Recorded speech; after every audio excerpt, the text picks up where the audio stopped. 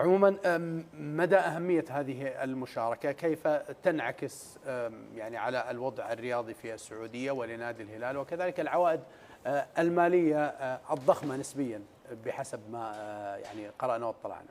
تحياتي عماد، تحياتي السحر.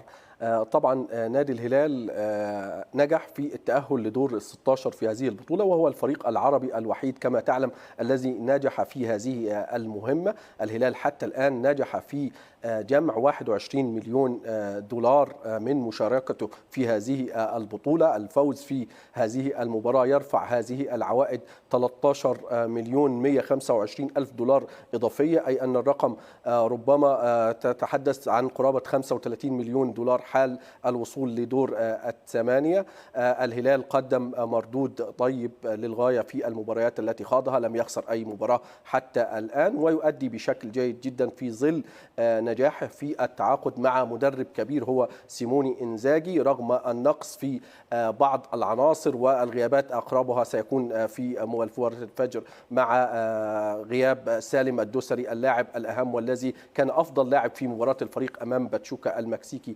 الماضية، ولكن ربما يكون ناصر الدوسري هو الذي سيعوض سالم في مركز الجناح الأيسر مع وجود محمد كانو في خط الوسط كبديل لناصر. ربما الأمور تسير بشكل جيد في ظل أن الهلال لا ننسى أنه نجح في التعادل مع ريال مدريد، وهو ما يرفع طموحات الفريق في هذه المباراة.